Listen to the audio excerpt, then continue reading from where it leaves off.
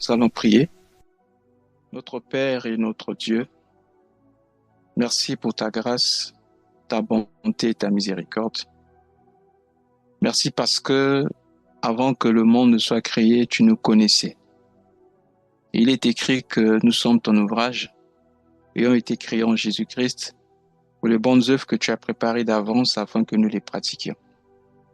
Père, il est écrit que dans leur détresse, il envoya sa parole et sa parole les guérit. Ce soir, nous voulons écouter ta voix. Donne-nous de comprendre ta pensée. Donne-nous de comprendre ta pensée. Parle à nos cœurs et dirige les yeux de nos cœurs sur ta parole. Au nom de Jésus-Christ, nous avons ainsi prié. Amen. Ok, shalom, shalom. Nous rendons grâce à notre Père pour cette opportunité qu'il nous donne de nous réunir ce soir.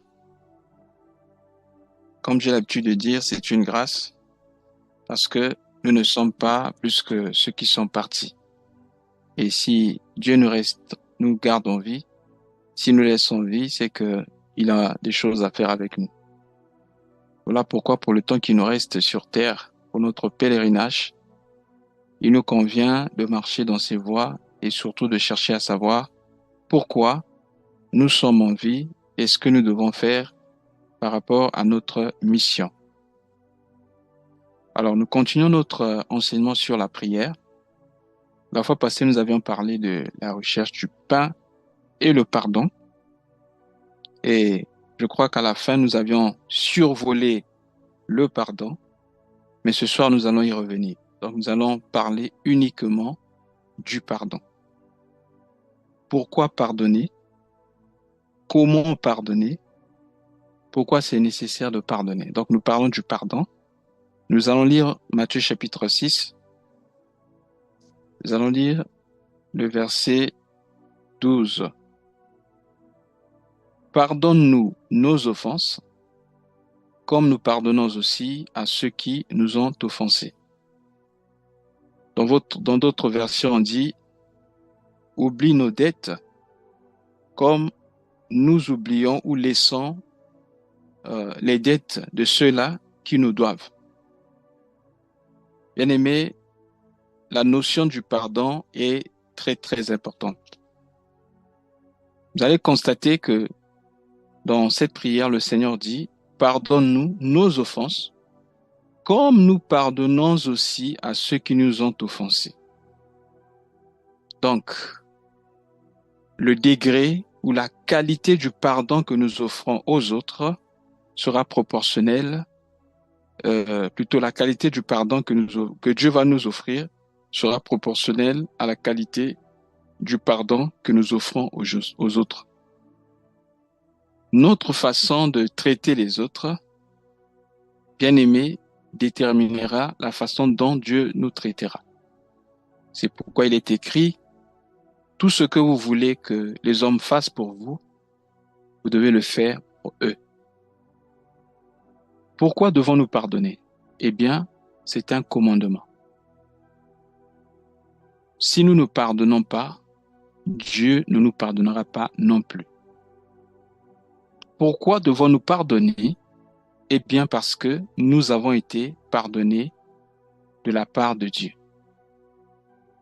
Souvent, c'est difficile pour nous de pardonner parce que nous ne réalisons pas le degré du pardon que nous avons reçu de la part de Dieu.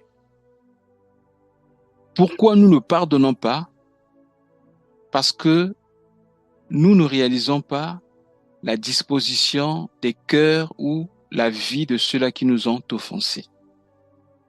Et par la grâce de Dieu, je prie que le Saint-Esprit nous aide à comprendre le pardon parce que, par expérience, j'ai constaté que c'est la clé de beaucoup de choses dans notre vie spirituelle.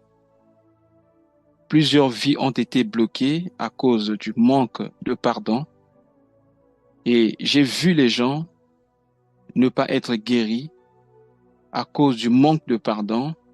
J'ai vu des familles divisées, des couples cassés seulement parce qu'on a refusé de pardonner. Et l'ennemi, généralement, utilise ce côté-là pour détruire la vie de plusieurs. Je disais, pour pardonner, le premier pas à faire, c'est de réaliser le pardon que nous avons reçu de la part de notre Seigneur. Un jour, l'apôtre Pierre posa la question au Seigneur Jésus-Christ. Il y a beaucoup de passages, mais je ne veux pas les citer pour gagner en temps. On va juste les survoler. Donc, si le frère peut, pendant ce temps, mettre ces passages pour aider ceux qui sont en train d'écrire, de les noter, parce que c'est bien de revenir sur ce passage et relire tous les versets entièrement pour notre compréhension. C'est important. Alors, un jour, Pierre va dire au Seigneur Jésus-Christ, combien de fois devons-nous pardonner? Est-ce que c'est jusqu'à 7 fois? Le Seigneur Jésus dit non, pas jusqu'à 7 fois, mais plutôt jusqu'à 70 fois 7 fois. Alors, comme il aimait souvent illustrer par des paraboles, le Seigneur Jésus va dire, il y avait un roi voulant faire ses comptes, il appela ses serviteurs. Et appelant l'un de ses serviteurs, il lui demanda de faire les comptes. Il s'est rendu compte que ce serviteur-là devait beaucoup à ce roi. Et il dit à ce serviteur, mais tu dois me rembourser ce que tu me dois, contrairement, je te prendrai, toi, ta femme et tes enfants, afin de vous jeter en prison jusqu'à ce que vous allez payer ma dette. Cet homme va supplier le roi. Il dit au roi, prends patience, aie pitié de moi. Dans peu de temps, je vais te rembourser ce que je te dois. Le roi, rempli de compassion, va dire à cet homme, parce que tu as dit ainsi, alors non seulement je ne veux pas attendre de recevoir quelque chose de toi, mais j'efface carrément toute ta dette. C'est-à-dire, tu n'as plus besoin de me rembourser ce que tu me dois.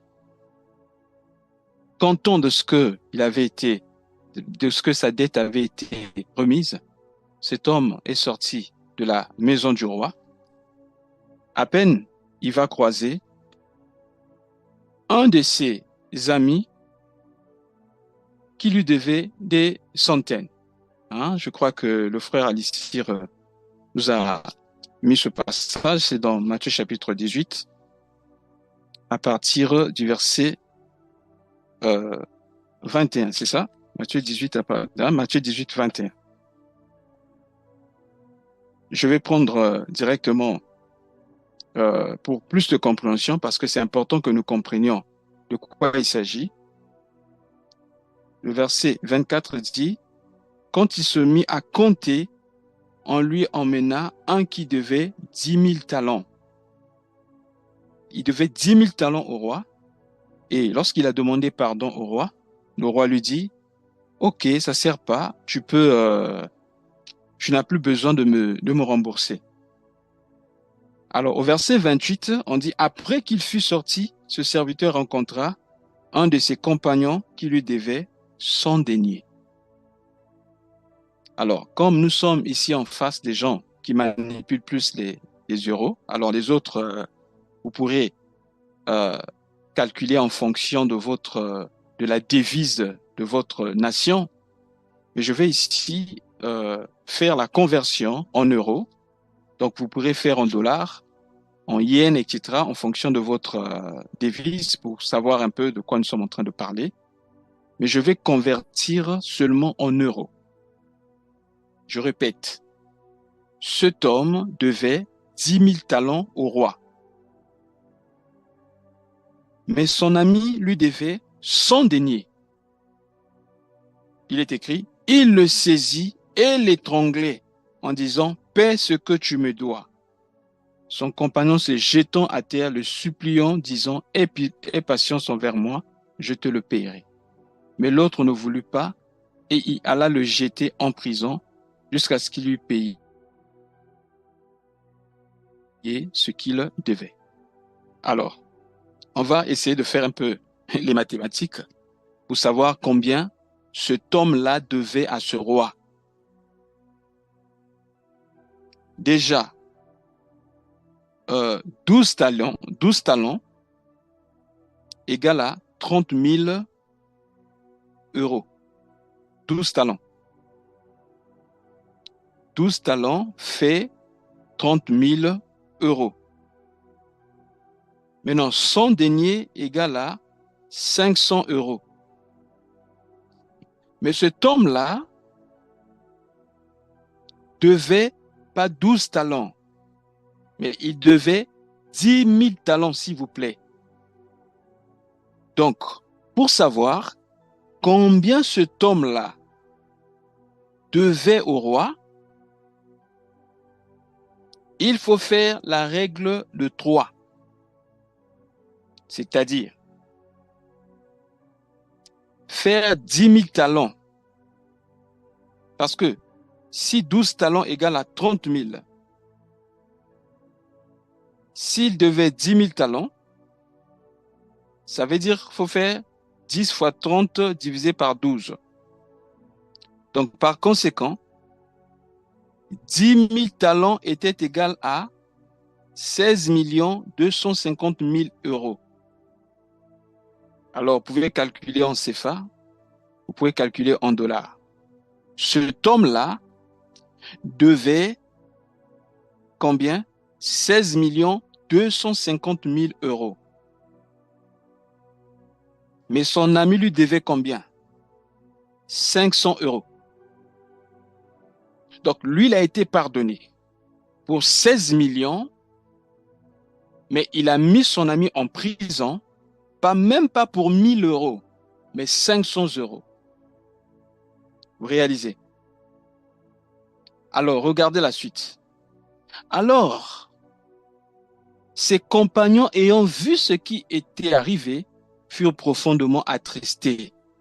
Ils allaient raconter à leur maître tout ce qui s'était passé. Alors le maître fit appeler ce serviteur et lui dit, méchant serviteur, je t'avais remis en entier ta dette parce que tu m'en avais supplié. Ne devais-tu pas aussi avoir pitié de ton compagnon, comme j'ai eu pitié de toi? Et son maître irrité le livra au bourreau jusqu'à ce qu'il lui payait tout ce qu'il devait. Écoutez bien le verset 35. C'est ainsi que mon Père traitera, c'est ainsi que mon Père céleste vous traitera, si chacun de vous ne pardonne pas à son frère de tout son cœur. Ô bien-aimé dans le Seigneur.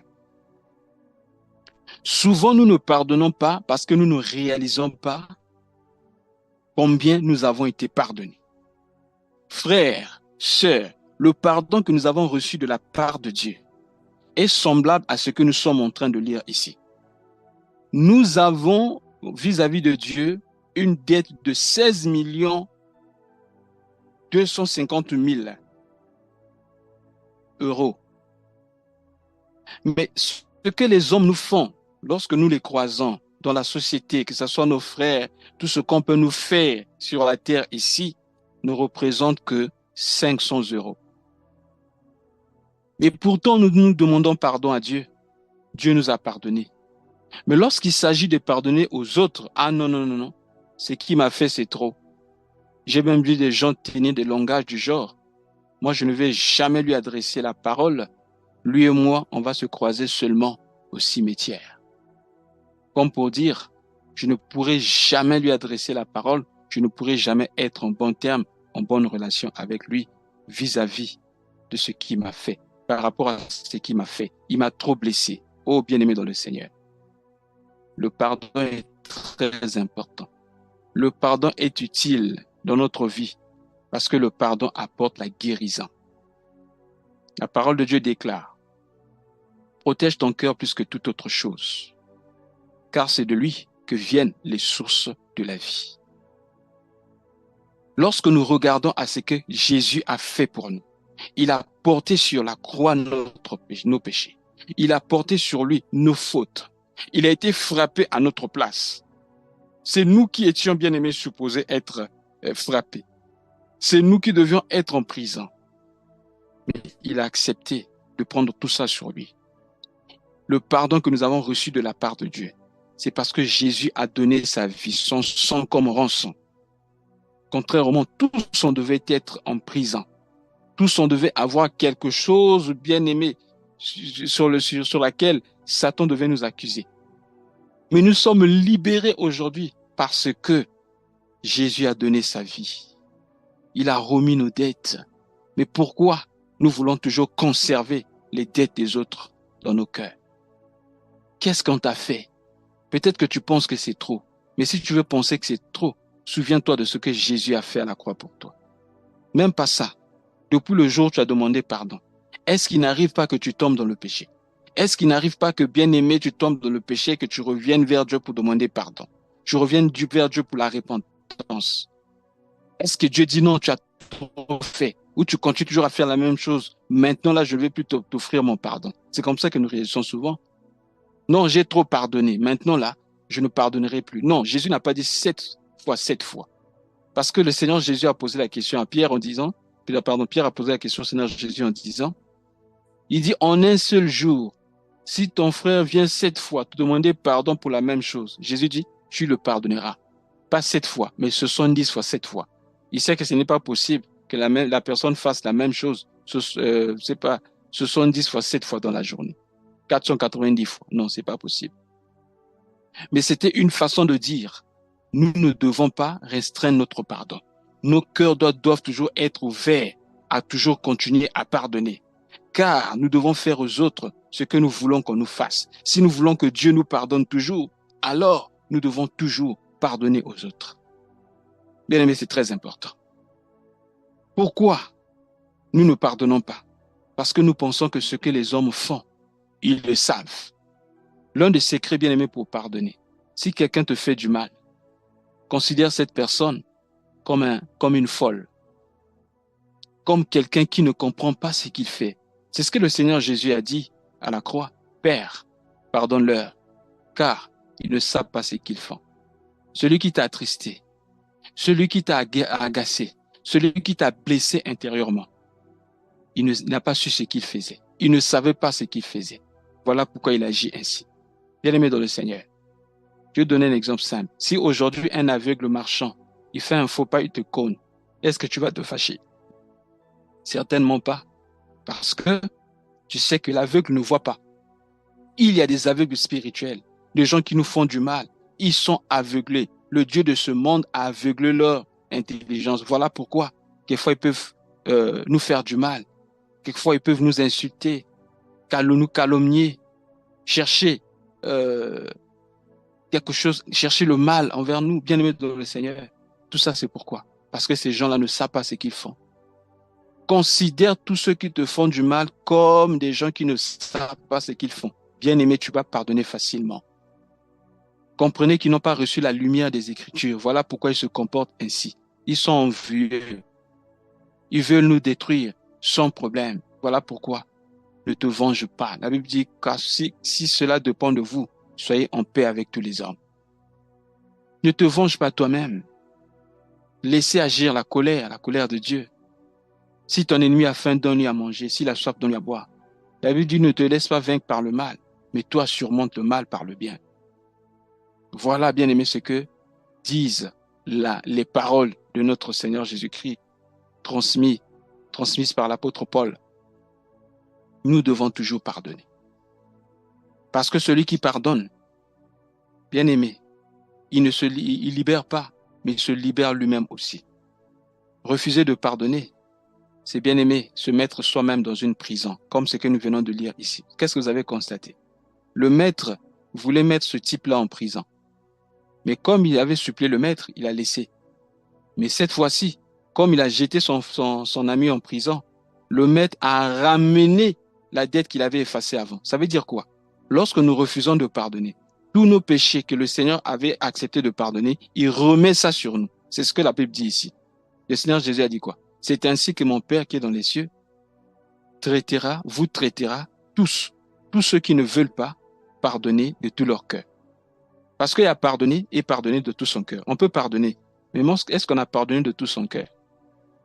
Je vais nous donner un exercice très simple pour savoir si nous avons pardonné de tous nos cœurs ou pas. Voici cet exercice. Pense à celui qui t'a fait du mal, cette personne-là. Lorsque quelque chose de bien lui arrive, est-ce que cela te fait-il plaisir? Si cela t'énerve, que quelque chose de bien lui arrive, c'est que tu n'as pas encore pardonné. Alors, quand quelque chose de mal, de mauvais lui arrive, si tu es content dans ton cœur, ça veut dire que tu as une mauvaise disposition envers cette personne. Par conséquent, tu n'as pas pardonné de tout ton cœur. L'une des choses qui montre, c'est pas toujours ça, mais souvent, lorsqu'on n'a pas pardonné de tout son cœur, souvent on rappelle les fautes dans ses discours. Et ça, on en a vu souvent en conseillant les couples. Vous allez voir quelqu'un rappeler quelque chose qui s'est passé il y a 25 ans. Souviens-toi, il y a 25 ans, tu avais fait ceci, tu avais fait cela, tu avais dit ceci ou cela. Et pourtant, tu avais dit que je pardonne.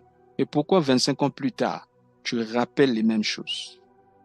Il est écrit dans le livre de Proverbes, celui qui cache les transgressions cherche l'amour, mais celui qui les rappelle dans ses discours divise les amis. Je crois que c'est Proverbe 17, 19 ou 9, 17, 9 ou 9, 17. Donc, lorsqu'on a pardonné de tout son cœur, c'est vrai que dans notre mentalité, le problème peut être toujours là, on peut en penser, mais bien aimé dans le Seigneur, cela ne nous fait plus mal au cœur. C'est-à-dire dans la tête, comme nous avons la mémoire, ça et là, on peut se souvenir de cette situation, mais nous ne sentons plus les blessures au-dedans de nous parce que la blessure a été déjà pensée. Mais quand la blessure n'est pas guérie, à chaque fois que nous pensons à cette personne, ou lorsqu'on nous parle de cela, nous sentons des palpitations. Nous sentons que nous sommes blessés à l'intérieur. Ça veut dire que on n'a pas pardonné de tout son cœur. Bien-aimé, le pardon guérit. Je vous dis la vérité. Il y a plein de témoignages dans ce sens-là.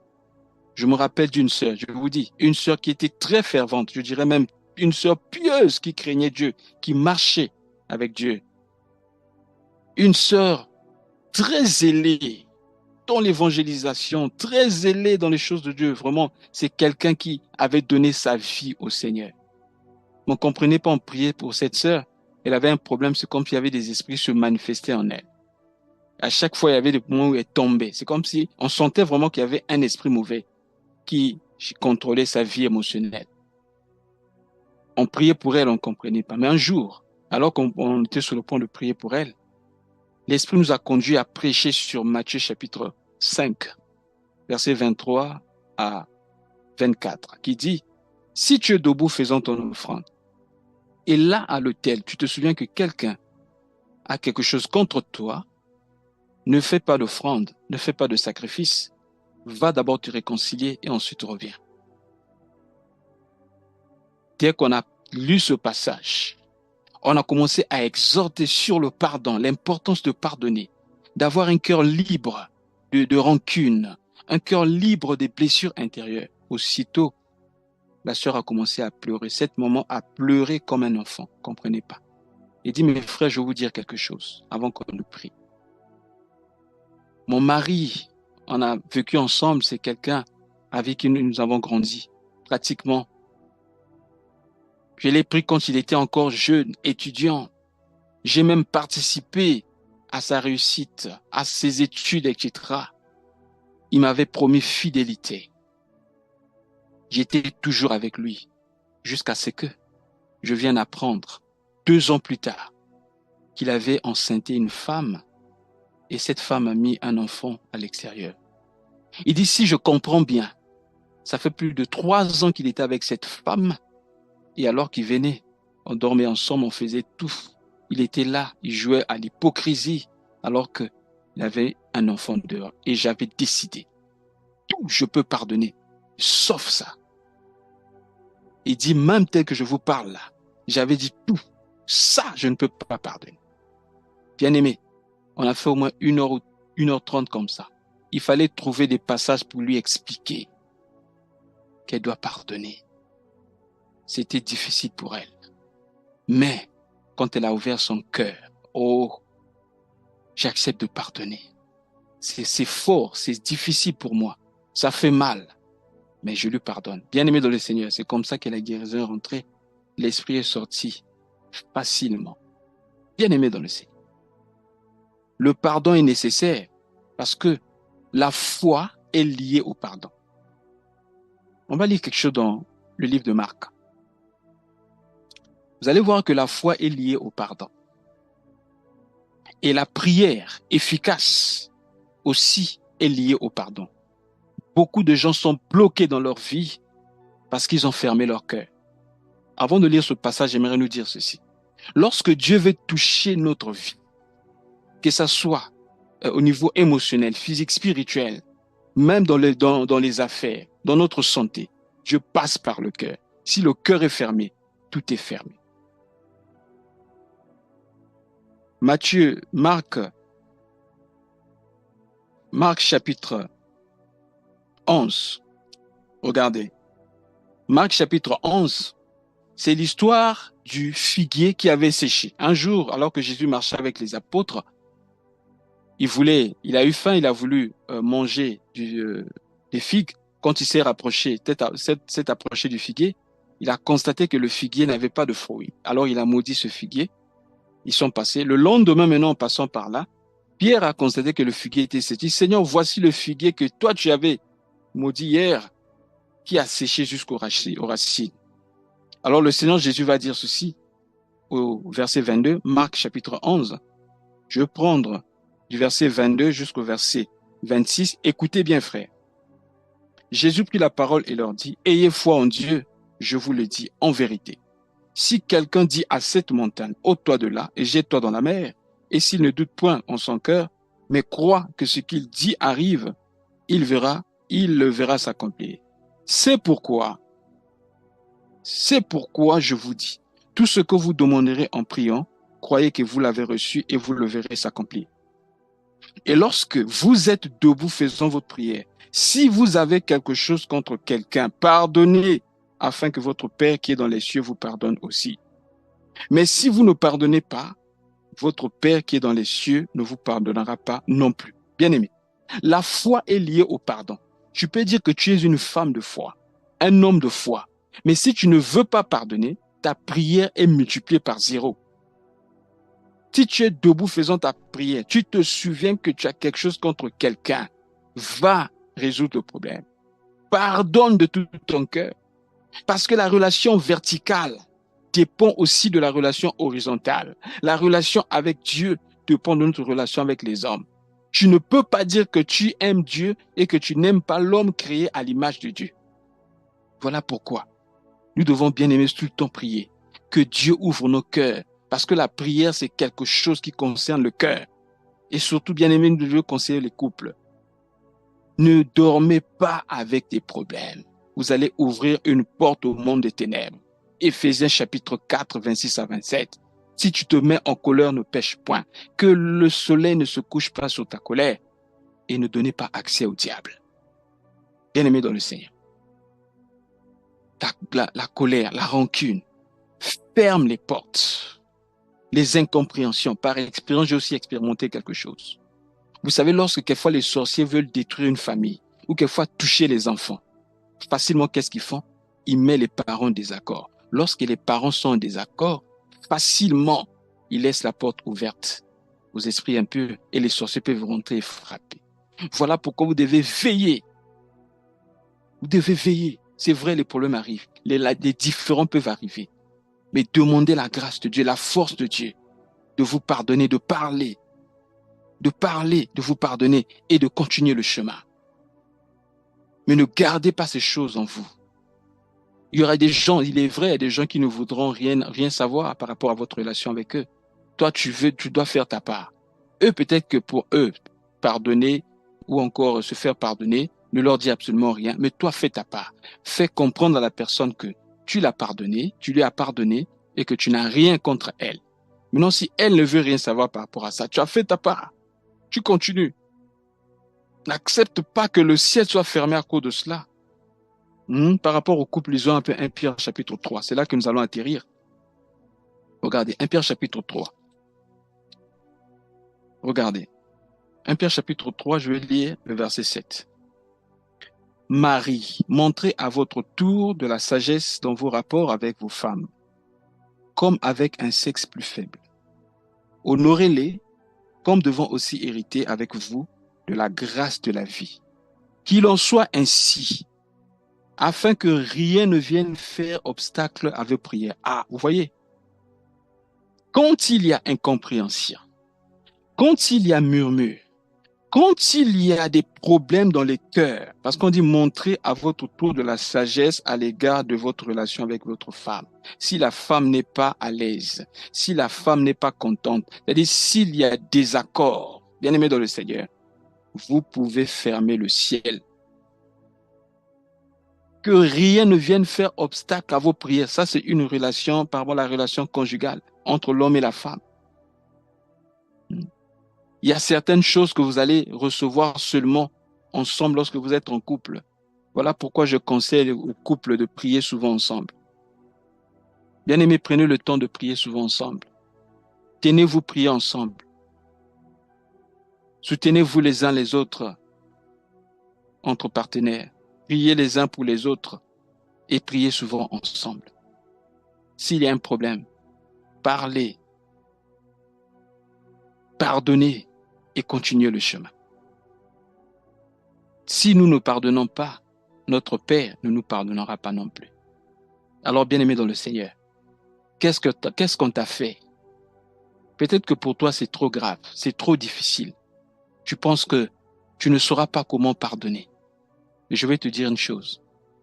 Toi-même, tu ne pourras pas. Dieu, lui, va te donner cette capacité-là. Demande cette capacité à Dieu. Et je prie ce soir que là où il y avait la blessure intérieure, ou les blessures intérieures, que cela soit remplacé par la joie. Que Dieu guérisse ton cœur ce soir, que tu sois une autre personne, que tu ne sois plus la même personne. Que Dieu te bénisse. Amen.